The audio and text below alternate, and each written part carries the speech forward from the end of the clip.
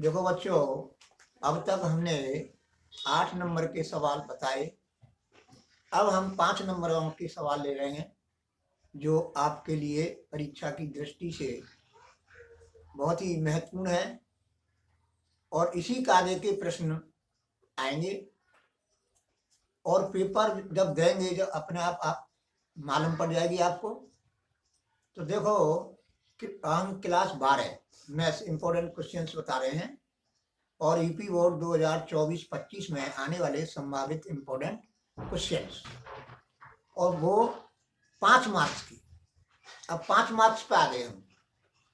फिर इसी तरह से 4 मार्क्स के, 3 मार्क्स के, 2 मार्क्स के और 1 मार्क्स के, इस तरह से हम आपको बताएंगे। तो अब हम 5 नंबर का प्रश्न है जो इम्पोर्टेंट है परीक्षा की दृष्टि से बहुत ही इम्पोर्टेंट है, यानी महत्वपूर्ण है। और कोई भी सवाल तो ऐसा है जो कंपटीशन की दृष्टि से भी महत्वपूर्ण है। तो देखो, ये जो है मैं लेता हूं तुम्हारा साधारण वक्रों के अंतर्गत क्षेत्रफल। तुम्हारे सिलेबस में साधारण वक्रों के अंतर्गत क्षेत्रफल है, तो उसी हिसाब से सिलेबस के अनुसार मैं आपको इम्पोर्टेंट प्रश्न बता रहा हूं। तो देखो, अब दिखाइए कि परवलय जो है तुम कक्षा 11 में पढ़ चुके हैं, परवलय के विषय में पढ़ चुके हैं। परवलय को इंग्लिश में कहते हैं पैराबोला। y² = 4x की इसकी नावलंब जीवा से, नावलंब, ये तुम्हारा यहाँ पर ये नावलंब है, ये नावलंब है और ये तुम्हारी नाभ है। ये क्या है? नाभ है, हिंदी में बोलते हैं नाभ। और नाभ को मैंने प्रदर्शित किया है एस से, और इस बिंदु को हम एफ से, कैपिटल एफ से भी प्रदर्शित कर सकते हैं।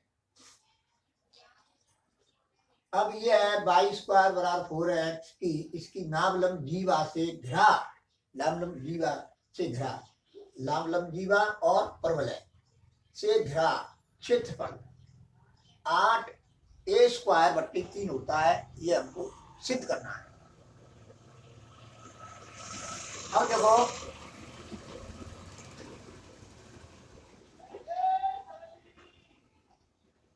अब देखो, ये नाभ के निर्देशांक 1,0 हो गए, और जो है मूल बिंदु है इसके निर्देशांक 0, 0 होते ही हैं। इन जो निर्देशांकों की जरूरत पड़ेगी हमको, अन्य की जरूरत नहीं पड़ेगी, इसलिए हम दर्शा नहीं रहे हैं। अब ये जो भाग है, ऊपर वाला भाग, अपर पार्ट, नावलंब जीवा से घिरा छायांकित भाग, परवलय और ये जो है इससे घिरा छायांकित भाग, ये जो है इसका हम क्षेत्रफल निकाल करके दूना कर देंगे तो ये पूरा क्षेत्रफल आ जाएगा। ये परवलय जो है दूना क्यों किया? क्योंकि ये परवलय जो है एक्स अक्ष के सममित है।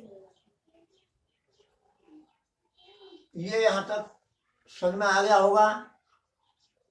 अब 22, अब देखो नावलंब जीवा, ये समीकरण है x = 1। अब y² = 4x गिवन दिया है। अब हम इससे y का मान निकालेंगे, 2√a × √x, अलग अलग कर लिए। अब देखो समझो कि y का मान वैसे आएगा प्लस माइनस, जो वर्गमूल लेते हैं तो हम प्लस माइनस करते हैं, लेकिन यहां पर हम प्लस में लेंगे। y का मान किस में लेंगे? प्लस में, ऋण में नहीं लेंगे, प्लस में। क्योंकि परवलय, ये तो मैंने आपको समझा दिया, अभिष्ट क्षेत्रफल बराबर 2 0 से a / 0 से ए बाई डी एक्स बराबर 2 0 से ए इंटीग्रेशन का निशान लगा करके, और 2 अब मैंने बाई का मान रख दिया यहाँ पर। देखो तुम्हारे में यहाँ पर जो है मापांक का निशान लगा देंगे तो भी सही है, क्योंकि उसका संकेत का मतलब ये होता है कि बाई का मान धन में लेना है। बाई का मान किस में लेना है? धन में।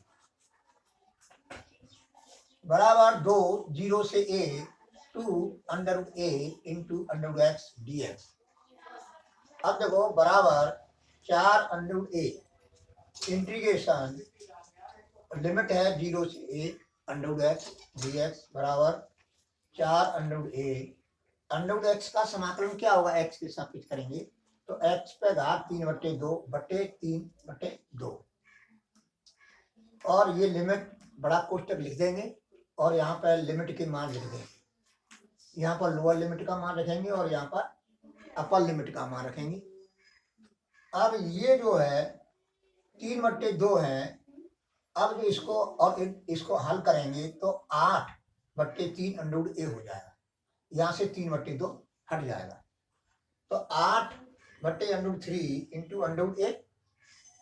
अब बड़ा कोष्टक देखो बेटा, दोबारा से बोल रहा हूं, बराबर 8/3 अंडर ए, और बड़े कोष्टक में जो लिखा है एक्स की जगह पर ए रख दो तो ए पे घात 3/2 हो जाएगा -0। अब इसको 0 को रखेंगे एक्स की जगह पर तो 0 हो जाएगा।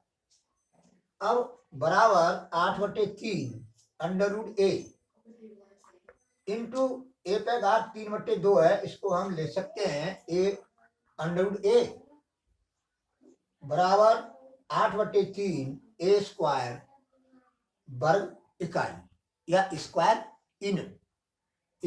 Units, hence prove.